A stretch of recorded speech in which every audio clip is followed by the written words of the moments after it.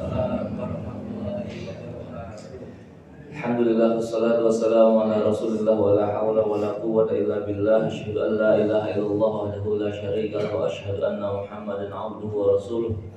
Allahumma shalli wa sallim mubarak ala Muhammadin wa ala alihi wa ashabihi wa walah. Asbahna ala fitratil Islam wa ala kalimatil ikhlas wa ala din nabiyyina Muhammadin sallallahu alaihi wasallam wa ala millati abina Ibrahim hanifan muslima wa ma kana minal musyrikin. Rabbi shrah li sadri wa yassir li amri wa hlul 'uqdatam min lisani yafqahu qawli. Allahumma la sahla illa ma ja'alahu sahla wa anta taj'alul hazna idza syi'ta sahla. Allahumma inna nas'aluka 'ilman nafi'a wa rizqan thayyiban wa amalan mutaqabbala. Jamaah salat subuh yang semoga senantiasa dirahmati Allah Subhanahu wa taala. Bersyukur kita memuji Allah Subhanahu wa taala. Allah bangkitkan kembali kita setelah tidur panjang kita dalam rangka kemudian untuk menunaikan kewajiban kita kepada Allah Subhanahu wa taala.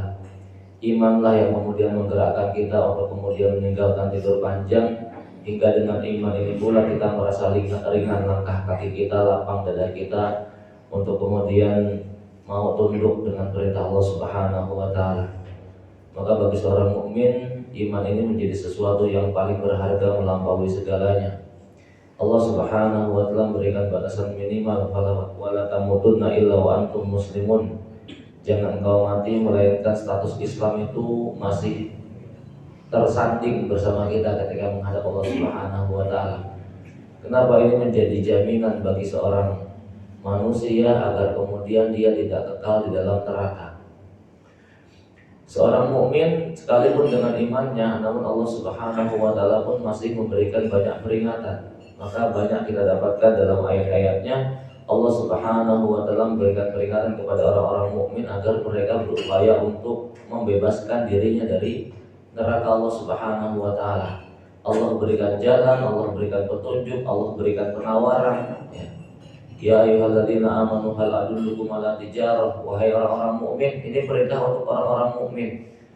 Maukah kalian aku tunjukkan satu perniagaan yang tunjikum min adzabin alim, mampu menyelamatkan kalian dari adab yang pedih.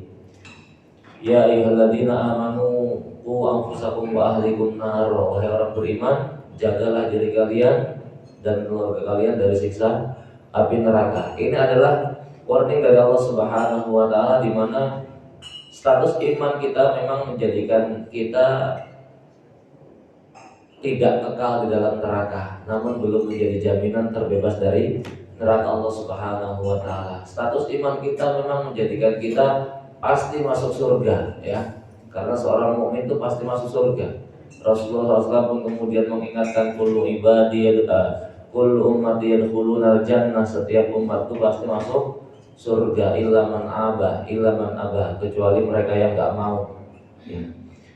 Umat Rasulullah SAW itu kan tentunya siapapun dia yang kemudian dari semenjak Rasul diutus itu sudah hidup dalam kehidupan dunia sampai kemudian hari kiamat kelak. Mereka pun yang hari ini mengaku menjadi bagian daripada yang masih mengaku mengikuti ajaran-ajaran Nabi sebelumnya, itu pun juga sejatinya kan umat Muhammad sallallahu alaihi wasallam, karena hidup di masa syariat Rasul ini diberlakukan, ya. Maka para sahabat kemudian kan bertanya, ya Rasul, emang siapa yang enggak mau surga?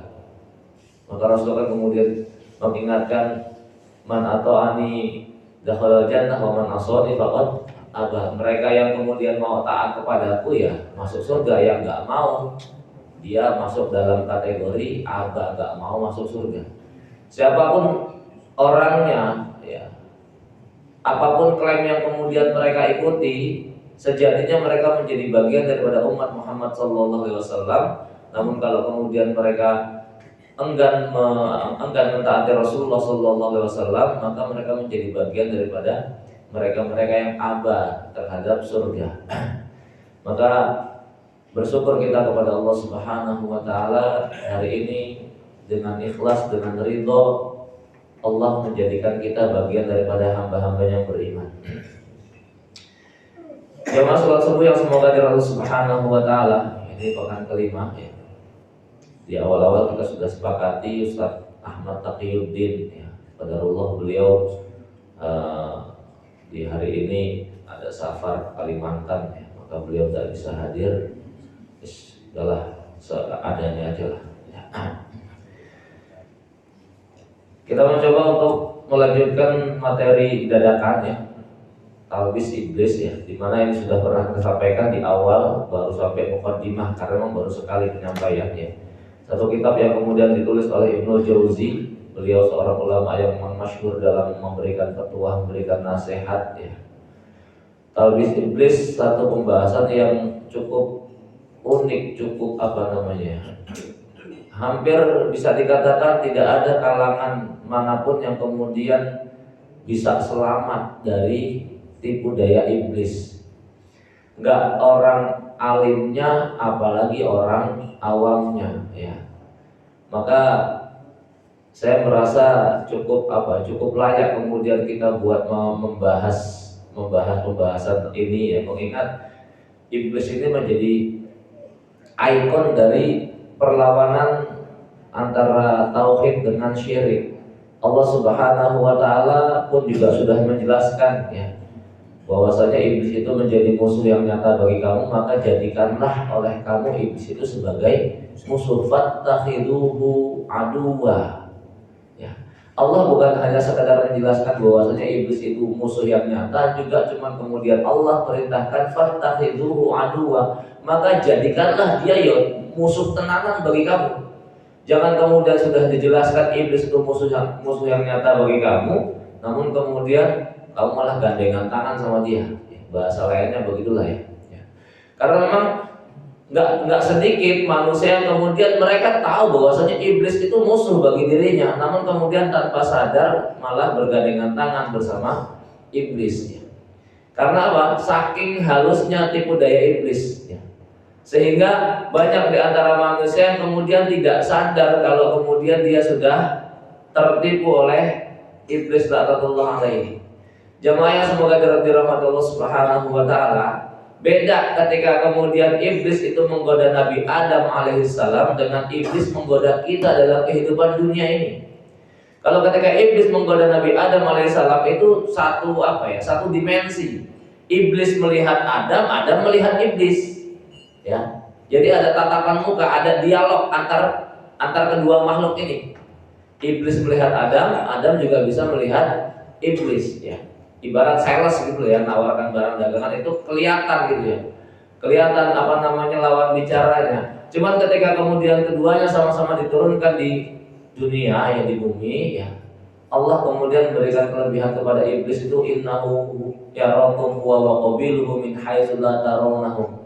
Dia iblis dan kabilah-kabilahnya itu mampu melihat kalian, sementara kamu nggak bisa melihat mereka. Kita nggak bisa melihat iblis, sehingga yang ada itu sedikit sekali orang kemudian menganggap bahwasanya seluruh kekeliruan, kesalahan dan kemaksiatan yang dilakukan manusia, sedikit sekali antara mereka kemudian menganggap bahwasanya ini bagian daripada tipu daya iblis.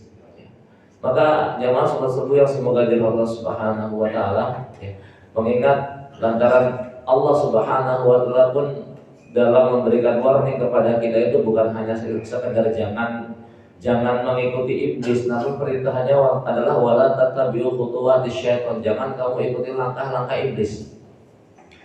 Karena faktanya iblis itu dalam kemudian menggoda Bani Adam itu enggak sifatnya enggak instan, enggak kemudian langsung ujuk-ujuk ke Bani Adam bunuh orang, enggak kemudian langsung ujuk-ujuk Bani Adam itu berzina, melakukan dosa maksiat. Enggak, ada proses panjang yang kemudian ditempuh oleh iblis sampai kemudian manusia itu mau terjerumus dalam berbagai macam lembah kemaksiatan ya.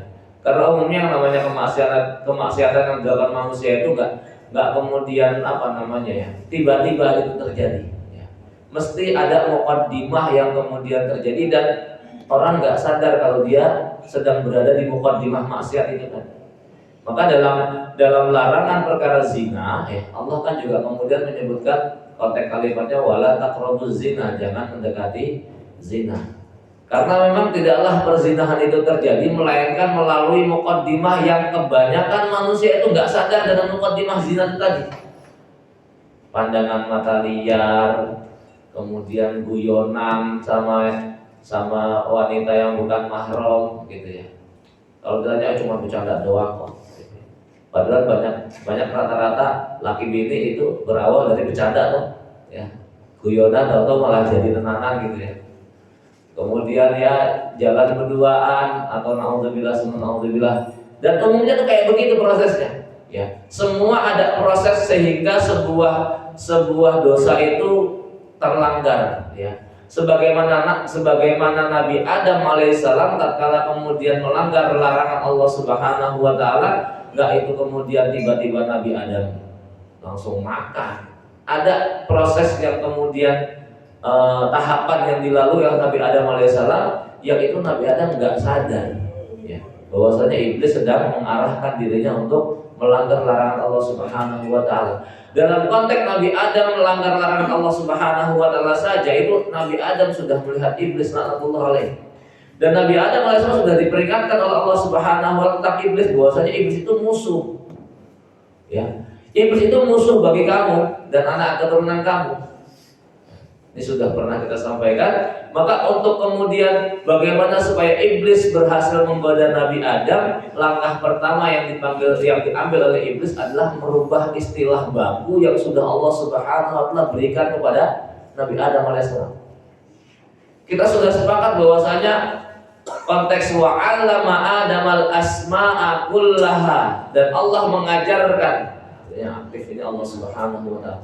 Wa'allama Adamal asma'a kullaha, Allah mengajarkan kepada Nabi Adam alaihissalam semua nama-nama, semua istilah-istilah itu sudah Allah sampaikan kepada Nabi Adam alaihissalam. Ya, iblis itu musuh. Nah, langkah pertama yang kemudian dilakukan iblis itu adalah bagaimana kemudian merubah istilah itu, istilah baku yang Allah beritahukan kepada Nabi Adam, dengan istilah baru yang kemudian iblis sampaikan kepada Adam alaihissalam. Dan kenyataannya Nabi Adam pun tergoda dengan istilah tersebut. Ya, yang tadinya Allah menyebutkan itu sebagai pohon larangan, dirubah istilah menjadi pohon kekekalan. Ya, syajaratul khuldi wa mulkil la yabla, pohon kekekalan dan kerajaan yang gak akan pernah sirna. Allah sudah menjelaskan iblis itu musuh yang nyata bagi kamu, namun iblis kemudian menyampaikan kepada Adam alaihissalam, ya, aku penasehat yang baik bagi kamu, ya.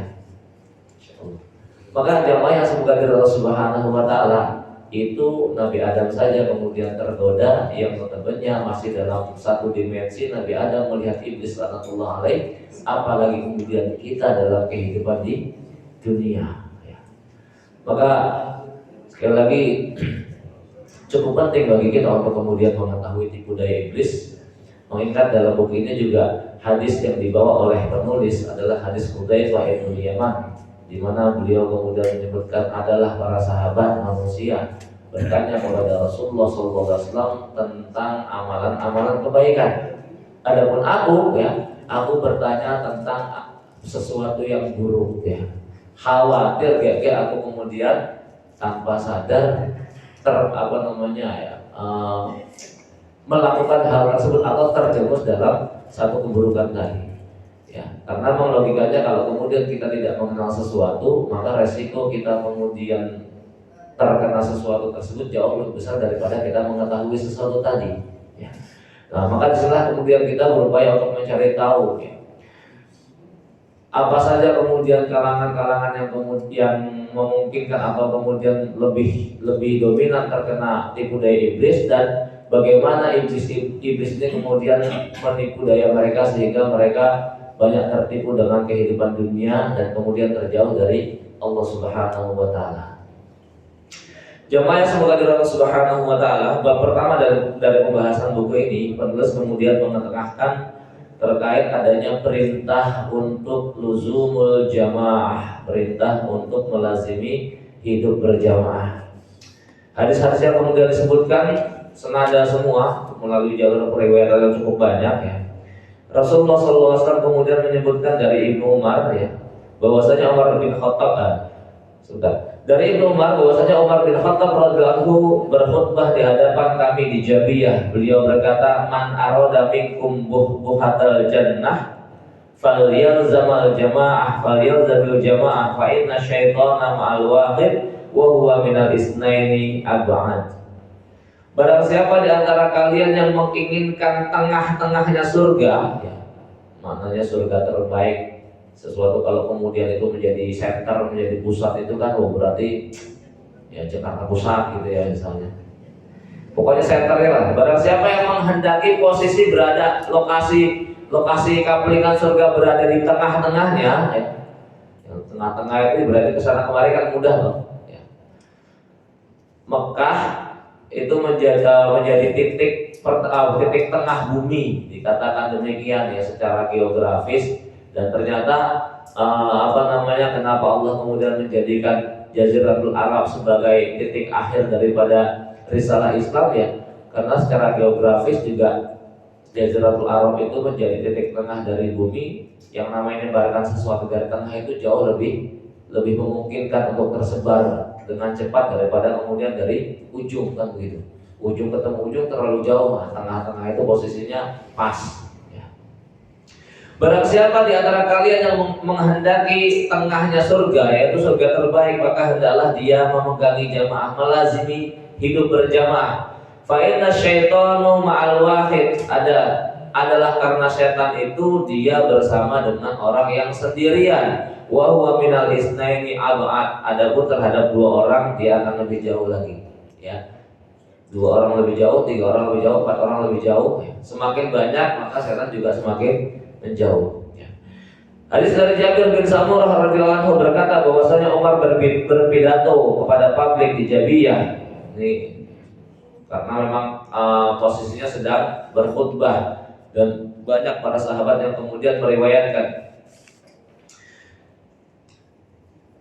"Man ahabba minkum ayyanala buhatal jannah falyalzamil jamaah fa inna syaitana ma'al wahid wa huwa minal isnaini ba'id." Sama senada dengan yang tadi ya. Dari Umar bin Khattab radhiyallahu anhu, Rasulullah sallallahu alaihi wasallam bersabda, artinya begini, Umar bin Khattab beliau ketika khutbah menyampaikan isi hadis Nabi sallallahu alaihi wasallam. Nah, ketika khutbahnya Umar ini banyak kemudian disaksikan oleh para sahabat yang lain. Para sahabat kemudian meriwayatkan isi khutbah Umar bin Khattab tadi.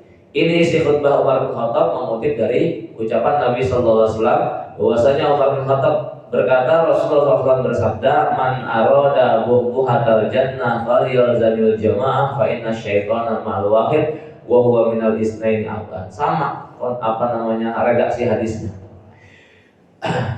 Redaksi hadis yang lain dari hadis Umar bin Khattab radhiyallahu anhu juga, Rasulullah SAW bersabda, Man sarrahu ay yaskuna buhatal jannah falyalzamil jamaah fa inna syaitana ma'al wahid wa huwa minal isnaini ab'ad.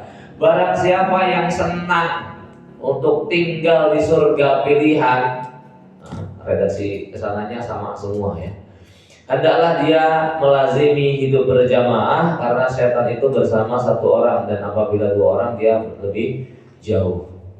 Dari Urfujah dia berkata, aku mendengar Rasulullah sallallahu alaihi wasallam, yadullahi ala jamaah wa syaitanu ma'a man yukhaliful jamaah. Rasulullah sallallahu alaihi wasallam bersabda, tangan Allah menyertai jamaah, sedangkan setan itu menyertai dengan orang yang menyelisihi jamaah. Gak perlu kita terjemahkan tangan Allah dengan terjemah-terjemah yang lain ya, cukup diterjemahkan sesuai dengan redaksi hadisnya dan diimani bahwasanya Allah memiliki tangan tanpa kemudian perlu bertanya bentuknya, bagaimananya ya, tanpa kemudian perlu mentasbihkan ya, menyerupakan, apalagi kemudian menafikan ya. Dari Usamah bin Syuraik radhiyallahu anhu dia berkata, sami'tu Rasulullah sallallahu alaihi wasallam bersabda, yadullahi ala jamaah, tangan Allah itu di atas jamaah. Fa idza shadda shaddu minhum, apabila ada seorang di antara mereka menyimpang, ihtatafat husyayatin, maka setan segera menyambar kama yahtatiful dza'bu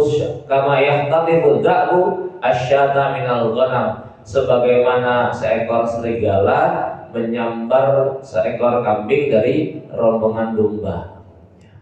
Kambing kemudian ada yang menyimpang ya, keluar dari kelompoknya, nah, serigala ngejar. Yang biasa nonton Nageo gitu ya, channel-channel macam kayak begitu, itu kita dapatkan ya strategi binatang buas ya macam kayak gitu. Ketika kemudian mangsanya sedang bergerombol, ya berupaya untuk dipecah itu dari rombongan, dan mesti ada yang bakal keluar dari kelompoknya. Nah, yang keluar itu jadi target buruan. Iblis juga macam kayak begitu. Jamaah yang semoga dari Allah Subhanahu wa Ta'ala secara umum perintah hidup berjamaah. Kenapa? Karena memang Islam ini secara umum adalah sifat amal-amalnya adalah amal-amal jamaah. Hanya beberapa bagian saja yang kemudian sifatnya amal fardi, masing-masing amal individu. Namun hampir seluruh syariat Allah Subhanahu wa Ta'ala itu sifatnya amal jamaah. Artinya apa? Tidak bisa diterapkan, tidak bisa dilakukan kecuali diterapkan secara berkelompok, berjamaah. Ya. Dan kalau kemudian itu hanya bisa diterapkan secara berjamaah, maka mau tidak mau, suka tidak suka, rela tidak rela, Islam itu harus memiliki pemimpin tunggal. Ya Bang? Nah hari ini satu-satunya, bukan satu-satunya ya. Hari ini ya bukan, bisa dikatakan mungkin satu-satunya. Hari ini yang justru kita yang kemudian punya perintah untuk hidup berjamaah, malah kita yang nggak punya pimpinan tunggal. Ideologi yang lain ada semua malah. Tapi hari ini Islam nggak punya pimpinan tunggal. Satu-satunya pimpinan yang kemudian seluruh umat itu memberikan ketaatan kepada sang pimpinannya gitu. Yang ada pimpinan kelompok, ya pimpinan ormas, kan begitu. Sehingga antara ormas satu dengan ormas lain, ya itu kan kelompok kamu ya taatnya sama dia, aku bukan kelompok kamu. Padahal secara keyakinan sama-sama Muslim. Ya. Sementara di luar Islam mereka punya kata sepakat untuk untuk mengangkat siapa yang kemudian menjadi pimpinan tunggal mereka. Di Nasrani ya ada, di Katolik ya ada, di Konghucu ya ada, di Buddha ya ada, di Hindu ya ada, kan gitu. Cuma justru kenapa di kita itu malah tidak ada hari ini. Ya. Maka jamaah semoga dari Allah Subhanahu wa Ta'ala, disinilah kemudian kita sadar pentingnya hidup berjamaah. Kenapa? Sekali lagi syariat Islam itu hampir secara keseluruhan itu perintahnya perintah amal jamaah. Ya. Dan itu sangat tercermin dalam konteks sholat berjamaah.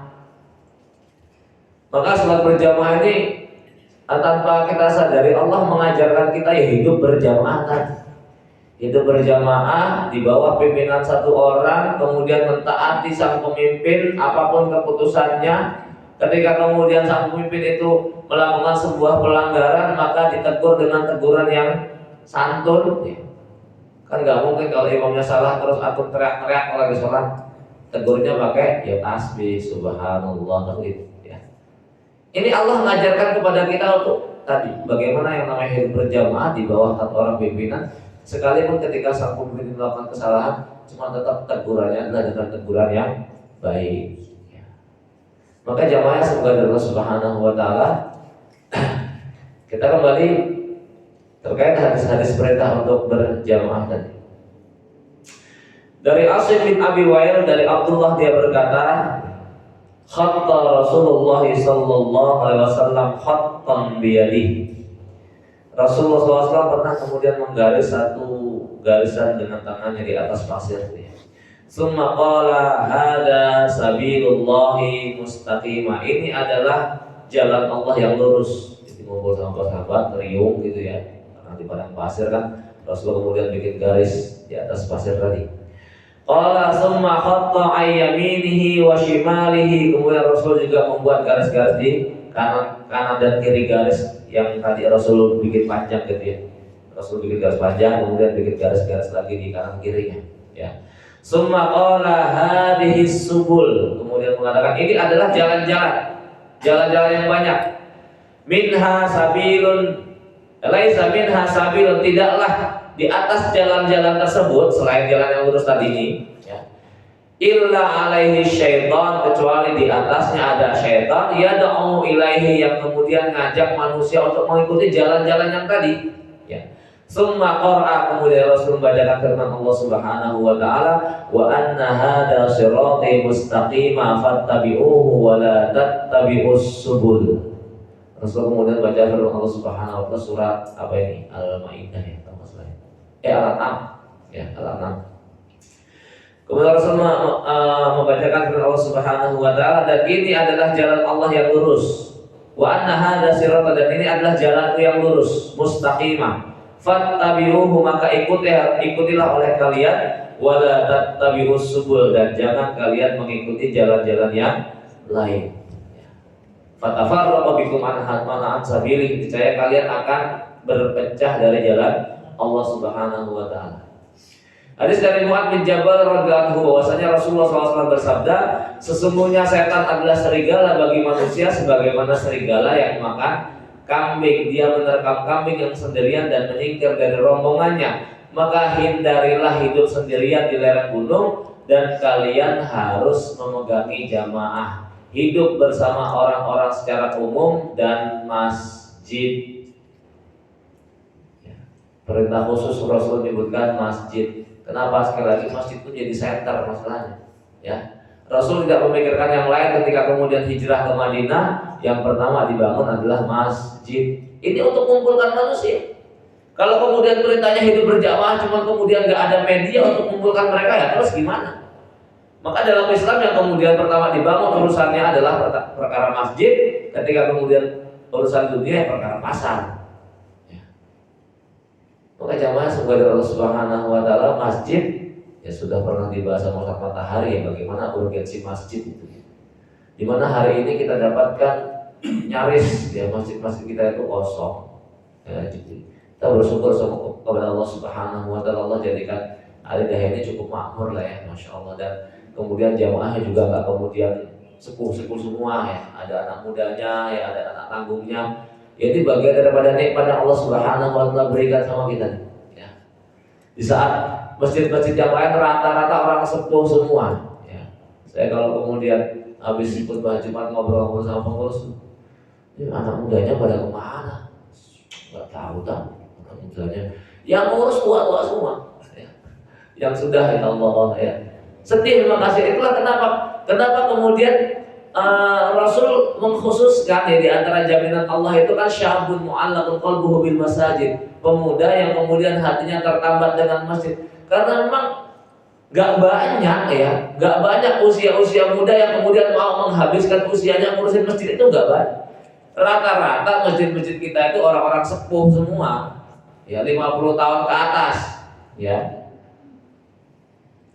usia 50 senengnya ketunan ya, senengnya ketunan, sudah seneng pakai ketu gitu kan ya, sudah mulai masuk usia 60 itu kan ya, usia swida,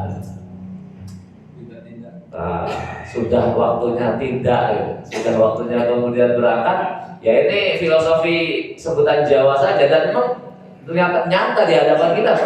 Masjid-masjid kita jarang dari anak mudanya, rata-rata orang-orang yang sudah usia 50 ke atas lah. Senangnya keturunan itu ya, satu sisi ubahnya banyak tetapi pakai ketu gitu ya. Satu sisi juga daripada di rumah gak punya teman, dengan di masjid banyak temannya kan begitu. Orang-orang sepuh kan begitu ya. Nah, lebih banyak berupaya untuk mencari kawan bicara lah. Dan itu sulit untuk didapatkan kecuali di masjid ya. Begitu Pak ya. Kalau di rumah cuma berduaan doang kan ya. Kalau di masjid kan banyak teman-temannya ya, Masya Allah ya.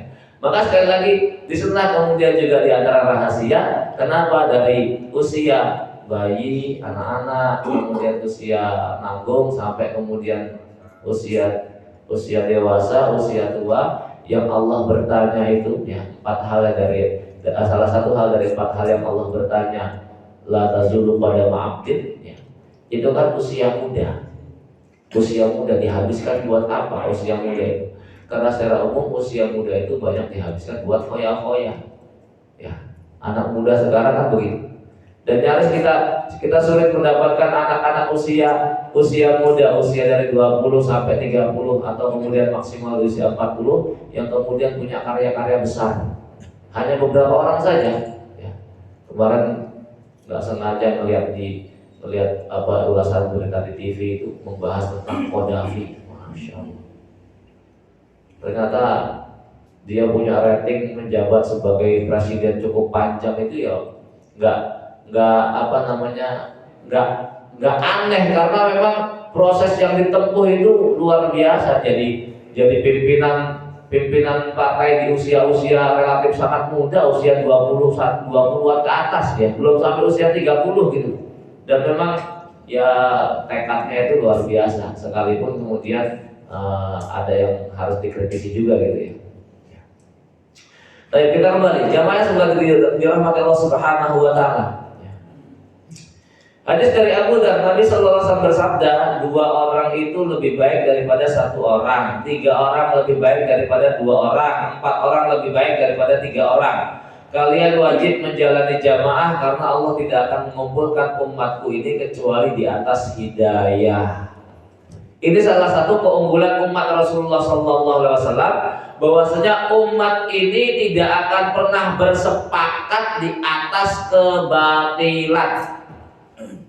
Ya. Ini keunggulan yang dimiliki umat Rasulullah Muhammad sallallahu alaihi wasallam. Umat ini tidak akan pernah bersepakat di atas kebatilan. Kalau umat-umat sebelumnya, ya, itu ketika mereka melakukan sebuah kemungkaran, melakukan sebuah kebatilan, itu hampir merata, nggak ada yang kemudian mengingkari. Ya. Namun umat ini dijaga oleh Allah Subhanahu wa taala tidak akan pernah bersepakat di atas kebatilan. Artinya sebagaimana sabda Nabi tadi, Allah tidak akan mengumpulkan umat ini kecuali di atas hidayah, di atas petunjuk Rasulullah sallallahu alaihi wasallam. Maka kita dapatkan berbagai macam benturan yang kemudian dialami oleh kaum muslimin. Ya. Islam difitnah sana difitnah sini, kemudian dimunculkan kelompok-kelompok yang mencoba untuk memperandakan Islam, muncul liberal. Kenyataannya kehidupan liberal juga nggak panjang. Kenapa? Akan senantiasa muncul di ulama-ulama yang kemudian mengatakan liberal itu sesat. Ini loh kesalahannya begini. Liberal gak laku, ganti lagi, muncul Islam Nusantara biar kemudian lebih lokal, kan begitu ya. Tetap akan ada para ulama-ulama hanif, ulama-ulama lurus yang menjelaskan faham Islam macam kayak begitu keliru, sesat dan salah. Dan kenyataannya Islam Nusantara dirapayu, ya loh. Ini bagian daripada kelebihan yang kemudian Allah berikan kepada umat ini, ya. Senantiasa ketika sudah parah, Rasul juga kemudian memberikan kabar gembira setiap 100 tahun Allah hadirkan seorang mayyujaddidu hadzal-din, seorang mujadid yang senantiasa memperbaharui kondisi umat ini. Selalu ini menjadi jaminan dari Allah Subhanahu wa taala. Cuma jangan kemudian santai-santai Pak ya. Tetap ya perintah untuk berjuang, perintah untuk menegakkan Islam itu ada di punggung kita masing-masing. Gak kemudian tenang aja lah, Allah sudah jamin kita gak bakal tersesat. Ya umat Islam secara umum, cuma kan kita secara pribadi siapa yang jamin, kan begitu ya. Sebagaimana Allah menjamin Islam itu tidak akan hilang, tidak akan musnah, cuma kan gak ada jaminan Islam ini masih bisa bertahan di Nusantara, kan gitu ya. Baik, jemaah semoga Allah Subhanahu wa taala. Hadis dari Ibnu Umar, Rasulullah sallallahu alaihi wasallam bersabda, la ya'tiyanna ala ummati ma ata ala bani Israil hadwan na'li bin na'li hatta in kana minhum man ata ummahu ala niyah lakana fi ummati may yasna'u dzalika. Wa inna bani Israil tafarraqat ala sintaini wa sab'ina millatan wa taftariqu ummati ala salasin wa sab'ina millatan kulluhum finnar illa millatan wahidah. Qalu wa man hiya ya Rasulullah? Qala ma ana alaihi wa ashabi. Sungguh akan benar-benar datang kepada umatku. Kok itu spesial banget. Emang subuh putih bukan dong? Sungguh akan benar-benar ya nggak sengaja datang lumayan ya. Sungguh akan benar-benar datang kepada umatku ini sebagaimana yang datang kepada Bani Israel. Maksudnya sungguh apa yang terjadi pada masa Bani Israel juga akan terjadi di umatku. Sejengkal demi sejengkal, sejengkal demi sejengkal, hingga jika ada di antara mereka yang berzina dengan ibunya, dan saya di tengah-tengah umatku juga ada yang berzina dengan ibunya. Ada kan? Ada. Terang-terangan kan? Sesungguhnya Bani Israel itu terpecah menjadi 72 golongan dan umatku terpecah menjadi 73 golongan. Semuanya berada di dalam neraka kecuali satu golongan saja. Sahabat tanya, ya Rasul, siapa mereka? Qala ma ana alaihi wa ashabi. Aku dan para sahabatku yang berada di atasnya. Ini menjadi tolak ukur, Pak. Tolak ukur, maka kemudian kita sering mendengar istilah alamin sesuai dengan pemahaman salaful ummah. Ini secara umum cara kemudian kita bagaimana upaya kita memahami Quran dan Sunnah begitu. Merunut bagaimana para sahabat itu memahami Quran dan Sunnah. Tolak ukurnya harus kepada para sahabat. Karena sekali lagi mereka menjadi generasi awal yang betul-betul paham bagaimana cara penerapan itu syariat, betul-betul paham dalam kondisi apa itu ayat diturunkan, betul-betul paham dalam kondisi apa Rasulullah SAW menyebutkan sabda-sabdanya. Kita hanya tinggal nyontek saja, tinggal ngikut saja. Sebenarnya umat semakin ke belakang itu kan sebenarnya semakin sederhana dalam berislam. Kenapa? Dia nggak perlu kemudian nyari metode baru lagi, nggak perlu kemudian nyari paham-paham baru lagi. Ya sudah ikut saja lah, kayak gitu. Karena memang dalam berislam itu kita diperintahkan buat nyontek, Pak. Kalau di sekolah nyontek dimarahin dulu ya. Cuma kalau dalam berislam itu justru wajib nyontek. Kalau nggak nyontek salah. Dan kalau salah dalam berislam ya fatal. Pokoknya nyontek, dan Allah sudah berikan jaminan semua contoh dalam syariat itu sudah ada semua. Dari masa Nabi SAW, beliau sebagai seorang yang kemudian mengejawantahkan semua keterangan-keterangan syariat dalam Al-Quran. Beliau jelaskan di dalam banyak hadisnya. Ketika kemudian dalam hadis juga kita dapatkan para sahabat ini, praktek para sahabat yang kemudian juga kita cari tahu. Kenapa kemudian hari ini kita banyak beragam perselisihan, beragam pendapat karena golibnya minim sekali kemudian kita memahami bagaimana para sahabat praktek para sahabat dalam menjalani hadis-hadis Nabi Shallallahu Alaihi Wasallam.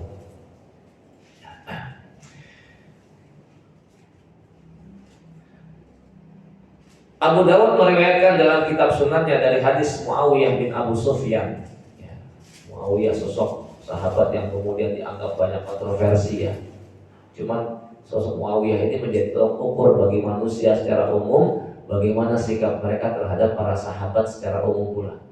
Siapa-siapa di antara mereka yang kemudian berani kok mencela Muawiyah, maka mencela sahabat yang akan lebih mudah berani. Muawiyah bin Abi Sufyan radhiyallahu anhu, Islamnya baik, bahkan dikatakan lebih baik daripada Islam orang tuanya Abu Sufyan yang menemani Nabi Sallallahu Alaihi Wasallam menjadi khalifah yang kelima.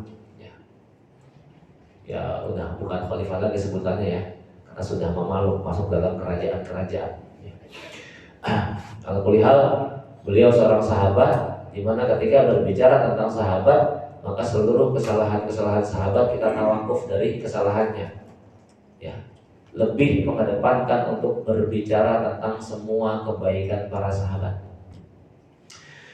Abu Ishaq meriwayatkan dalam kitab sunannya dari hadis Muawiyah bin Abu Sufyan radhiyallahu anhu bahwasanya dia berdiri lalu berkhutbah, ketahuilah sesungguhnya Rasulullah sallallahu alaihi wasallam pernah berdiri di tengah-tengah kami lalu beliau bersabda, ala inna man qablakum min ahlil kitab iftaraku ala sintaini wa sab'ina millah wa inna hadhil millah sataftariku ala salasin wa sab'ina sintani wa sab'ina sintani wa sab'un fin nari wa wahidatun fil jannah wa hiya jamaah wa innahu sayahruju min ummati aqwamun tajaro bihim tilkal ahwa kama yatajaral kalbu bi sahibihi.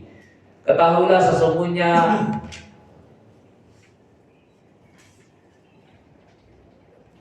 Sesungguhnya orang-orang sebelum kalian dari kalangan ahli kitab itu terpecah menjadi 72 golongan, dan sesungguhnya agama ini, Islam, juga akan terpecah menjadi 73 golongan. 72 di neraka, yang satu berada di surga. Itulah jamaah. Sesungguhnya akan muncul dari umatku ini sejumlah kaum yang akan dikendalikan oleh hawa nafsu, sebagaimana penyakit anjing gila yang menjangkiti manusia. Jamaah yang semoga dari Allah Subhanahu wa taala. Ini adalah bagian daripada nubuat Nabi sallallahu alaihi wasallam. Kita nggak mengatakan ramalan Nabi ya, karena Nabi bukan seorang peramal. Nggak ada nggak ada padanan kata lain bagi nubuat itu ya. Maka kita terjemahkan nubuat saja. Rasul menyebutkan tentang masa yang akan mendatang bahwasanya umatnya Nabi SAW terpecah menjadi 73, sebagaimana Bani Israel 72 ya, Nasrani 71. Ini sudah menjadi bagian daripada sunnatullah.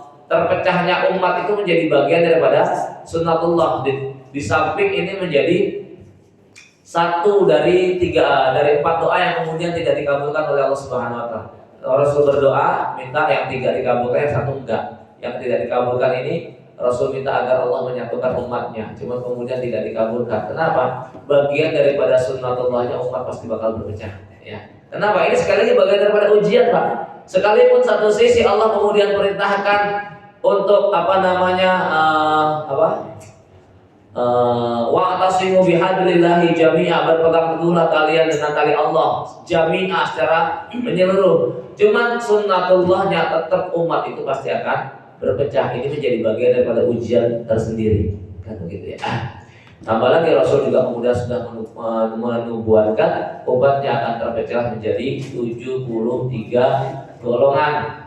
Hanya satu yang kemudian betul-betul di surga, yang 72 semuanya neraka. Nah, tinggal konteksnya semuanya neraka ini, ada mereka yang nerakanya kekal, ada yang nggak kekal. Ya. Dari 72 golongan ini ada yang kemudian sudah keluar dari Islam, ada yang masih di dalam ruang lingkup Islam, ada yang sudah hampir keluar Islam. Jadi kalau dibuat lingkaran ya, diagram lingkaran gitu, para sahabat ma'ana alaihi washabi itu berada di titik tengah. Nah, yang 72 itu ada di atasnya terus mepet sampai kemudian hampir keluar lingkaran, sampai kemudian ada yang di luar lingkaran. Termasuk yang di luar lingkaran itu Syiah Rafidhah. Dia sudah bukan lagi bagian daripada Islam, sudah di luar lingkaran Islam itu. Sepakat ya? Sepakat gak Syiah Rafidhah itu kafir? Nah, harus sepakat. Jangan kemudian masih ragu-ragu. Ya, Tuhannya beda, nabinya juga beda, kitab sucinya juga beda. Masa ia masih mau dibilang Islam? Ya. Siapa istrinya siapa tuh? Yang orang Bandung tuh? Siapa? Nah, istrinya Jalaluddin kan nyebutnya begitu. Ya. Tuhannya kita bukan Tuhannya Muhammad begitu. Berarti kan punya Tuhan lain toh. Ya. Berarti sudah bukan Islam lah. Kitab sucinya juga bukan Quran yang kita baca hari ini. Kitab sucinya Qurannya itu 3 kali lebih tebal daripada kitab suci Quran yang kita baca. Dan itu masih dibawa sama Imam Mahdinya yang kemudian kecemplung sumur. Imam Mahdi kecemplung sumur. Aduh. Nah, kitab suci dibawa lagi, terus pedomannya pakai apa mereka kalau nggak ada kitab sucinya, kan begitu ya. Kemudian nabinya juga bukan Muhammad pula, bukan Rasulullah SAW, karena menganggap malaikat Jibril keliru dalam ngasih wahyu. Di sana ada Muhammad, di sana ada Ali. Mau ngasih kepada Ali, keliru ngasihnya kepada Rasulullah Muhammad SAW. Otak di mana otak ya? Ya Rasul sama Ali itu selisih usianya berapa jauh? Masa iya kita juga manusia bisa milih gitu kan, yang mana usia tua, mana usia muda. Ali masih usia 12 tahun, Rasul 40 tahun, masa bisa keliru? Malaikat lagi. Ya. Otak gak dipakai. Malaikatnya dia itu. Baik, jamaah kepada Allah Subhanahu wa taala. Nah, ini mukadimah dikit lagi kita habiskan, mukadimah terkait perintah untuk hidup berjamaah. Ya. Dari Abdurrahman bin Yazid, dari Abdullah, dia berkata, "Iqtisadu fi sunnah khairun min ijtihadi fil bid'ah." Bersikap sederhana di dalam hal yang sunnah itu jauh lebih baik daripada bersungguh-sungguh dalam perkara bid'ah. Nah, ini sudah masuk dalam kategori ranah pembahasan bid'ah. Ya, nanti kita akan dapatkan bahwasanya pembahasan bid'ah yang kemudian banyak disebutkan Rasulullah SAW, di mana Rasul kemudian menyebutkan kategorinya lebih akhtar, lebih bahaya dari orang kafir asli. Ya, ahlul bid'ah di mana kita dilarang untuk sholat di belakang ahlul bid'ah. Ahlul bid'ah di mana kemudian ya ancamannya itu ancaman neraka ya. Maka akan kita dapatkan nanti keterangan berikutnya. Makna ahlul bid'ah di sini adalah ketika bid'ah itu bersifat bid'ah i'tiqadi, bid'ah yang sifatnya itu dalam al-aqidah. Ya. Sekalipun kita nggak pungkiri bid'ah dalam perkara ibadah juga banyak. Cuman ancamannya nggak sebagaimana yang kemudian ancaman Rasul berikan terkait bid'ah dalam perkara akidah. Karena nanti di bahasan berikutnya itu yang dibahas tentang sekte-sekte dalam Islam. Ya, dari 72 golongan itu, ya, kemudian pentolannya itu ada berapa? Pentolan daripada 72 itu ada berapa? Termasuk salah satu Syiah Rafidhah, kemudian Jahmiyah. Nah, ini pentolan. Baru kemudian terpecah yang semuanya kurang lebih 72 golongan itu tadi. Wallahu a'lam. Baik jemaah, semoga Allah Subhanahu wa taala sudah mau syuruk gitu biar enggak terlalu panjang, terus juga makanan dari depan lapar kayaknya pada ya.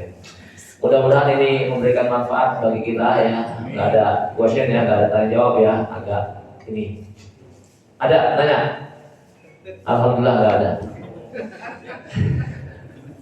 Baik, mudah-mudahan memberikan manfaat. Kita berharap kepada Allah Subhanahu wa taala agar senantiasa Allah menjadikan kita mampu melazimi hidup berjamaah. Aku qouli hadza subhanakallahumma wa bihamdika asyhadu an la ilaha illa anta astaghfiruka wa atubu ilaik. Wa sallallahu ala nabiyyina Muhammad. Assalamualaikum warahmatullahi wabarakatuh.